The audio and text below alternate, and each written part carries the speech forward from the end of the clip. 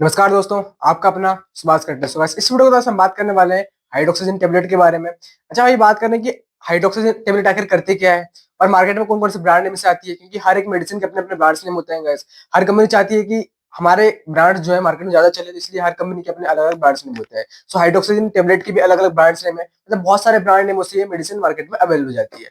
अब बात करते हैं भाई, जो हाइड्रोक्सीजन है वो अगर कितने कितने स्ट्रेंथ में आते हैं, क्योंकि हर एक मेडिसिन की स्ट्रेंथ अलग अलग होती है, फिर उसी के हिसाब से उसके प्राइस भी अलग अलग होते हैं। तो बात करें इसकी स्ट्रेंथ गाइस, तो ये आती है भाई 10 mg में, 25 mg में, है ना।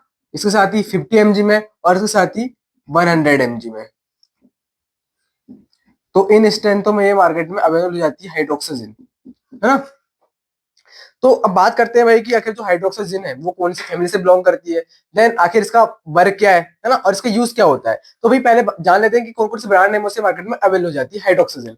तो ब्रांड नेम की बात करें तो एट्रैक्स एट्रैक्स 10 ब्रांड नेम से आपको मिलेगी। इसके साथ ही हाईकोप 25 ब्रांड नेम से आपको अवेलेबल हो जाती है। इसके साथ ही हायरैक्स 25 ब्रांड नेम से आपको अवेलेबल हो जाती है। और भी बहुत सारे ब्रांड नेम आते हैं गाइस, जिन ब्रांड नेमों से मार्केट में अवेलेबल हो जाती है। अब बात करते हैं भाई इसके यूज की, अगर इसको मतलब इसका इस्तेमाल किस चीज को ट्रीट करने के लिए किया जाता है। So this tablet used of the treatment allergic condition, है ना, एंड एंजाइटी। एंजाइटी वाले पेशेंट को भी दी जाता है, साथ में एलर्जिक कंडीशन जो होती है ना किसी पेशेंट को, मतलब skin condition, skin related condition जहां पर ईचिंग स्वेलिंग वगैरह हो रही होती है, तो उस चीज को ट्रीट करने के लिए इसका इस्तेमाल किया जाता है। देखो भाई, एक प्रकार की एंटी हिस्टामिनिक क्लास की ड्रग है ना। देखो ये क्या करती है, it work by blocking the chemical messengers like, मतलब जो हिस्टामिन है ना, तो उसको ब्लॉक करने का काम करती है ना, जो केमिकल मैसेंजर्स है।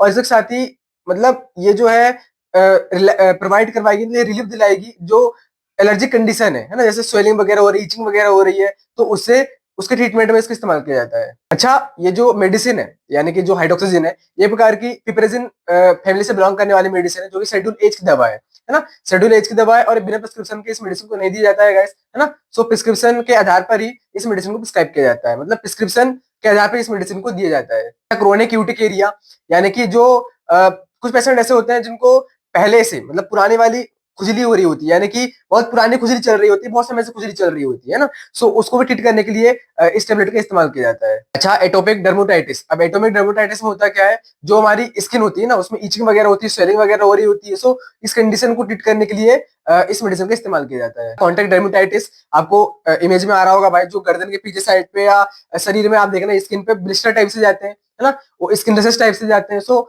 उस ब्लिस्टर को ट्रीट करने के लिए, उस रेसेस जैसे कंडीशन, ईचिंग स्वेलिंग जैसे कंडीशन को ट्रीट करने के लिए इस मेडिसिन का इस्तेमाल किया जाता है। तो भाई ये कंडीशन जो मैंने बताया वो उनमें तो इस मेडिसिन को प्रिस्क्राइब किया जाता है। इसके साथ ही नोजिया वगैरह, मतलब एंजाइटी जो होती है ना पेशेंट को, तो एंजाइटी को ट्रीट करने के लिए इसका इस्तेमाल करते हैं। साथ ही नोजिया यानी कि मितलियाई टाइप से लग रही है, घूमे घूमे टाइप से लग रहा है, सो इस चीज को भी ट्रीट करने के लिए, इसके साथ ही मोशन सिकनेस जैसे कंडीशन बन जाती है, तो उसको भी ट्रीट करने के लिए इस मेडिसिन का इस्तेमाल किया जाता है। जो गाइस जो मैंने बताया उन सिम्टम्स को तो ट्रीट करने के लिए इसका इस्तेमाल किया जाता है, मतलब इन यूज में इसको दिया जाता है। साथ ही और भी कोई यूज हो सकते हैं जिसमें डॉक्टर अपने हिसाब से इसको प्रिस्क्राइब कर सकते हैं। इसके डोज की तो देखो हर एक पेशेंट के हिसाब से अलग अलग डोज प्रिस्क्राइब किया जाता है ना।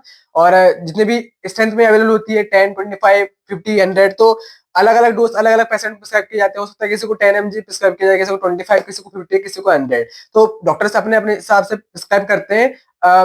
मतलब आधार होता है उसका, जैसे किसी के age wise, wait wise, sex wise, तो हर पेशेंट के हिसाब से अलग अलग डोज प्रिस्क्राइब होते हैं। जेंडर वाइज, एज वाइज, है ना, मतलब कोई हो सकता है कोई ज्यादा एज का हो, कोई कम एज का। सो इस प्रकार से अलग अलग डोज प्रिस्क्राइब किए जाते हैं। तो बात करें इसके डोज की, तो फिर भी इसे ओडी यानी कि दिन में एक बार दिया जाता है। हो सकता है इसे बीडी प्रिस्क्राइब किया जाता है, टीडीएस भी दिया जाता है, बट खाना खाने के बाद ही इसे मेडिसिन को दिया जाता है ना। सो डोज हर पेशेंट के हिसाब से अलग अलग हो सकते हैं, डॉक्टर अपने हिसाब से ही डोज प्रिस्क्राइब करते हैं। अब बात करें भाई साइड इफेक्ट की, क्योंकि हर एक मेडिसिन में साइड इफेक्ट होते हैं भाई।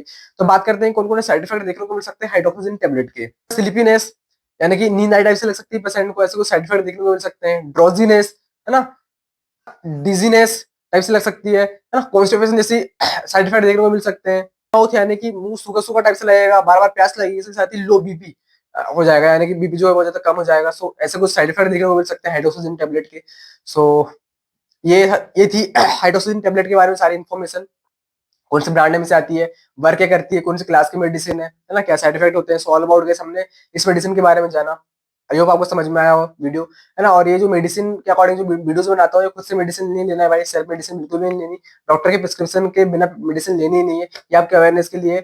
और आपका भाई कंटेंट क्रिएट इसलिए करता है क्योंकि आगे चलकर आपका भाई अपनी कंपनी की शुरुआत करने वाला है, तो एक टारगेटेड ऑडियंस को बिल्ड करना चाहता हूँ भाई यहाँ से, है ना। क्योंकि मैं चाहता हूँ कि भाई मेडिसिन की प्राइस बहुत ज्यादा हाई है, तो मैं चाहता हूँ कि अफोर्डेबल से अफोर्डेबल दाम में मैं अपने आधार पर मेडिसिन प्रोवाइड कराऊँ। सो आपके भाई का विजन है भाई, आपके भाई इसी विजन के साथ में आगे बढ़ रहा है धीरे धीरे।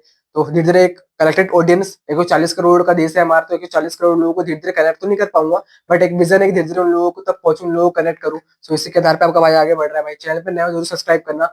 सो आई होप गाइस आपको सारी इन्फॉर्मेटिव वीडियो पसंद आई हो। चैनल को लाइक करना भाई, है ना, और भर भर के कमेंट करना भाई। आप जो जो कमेंट करोगे भर भर के, उसी आधार पर मैं और वीडियोस लाता रहूंगा आपके लिए, क्योंकि भाई मैं पहले स्टडी करता हूँ किसी भी चीज पे, किसी भी टॉपिक पे, किसी भी मेडिसिन पे, उसके बाद ही मैं वीडियोस बनाता हूँ, है ना। तो चलो भाई, मिलते हैं फिर इस तरह की इन्फॉर्मेटिव वीडियो के साथ नेक्स्ट वीडियो में।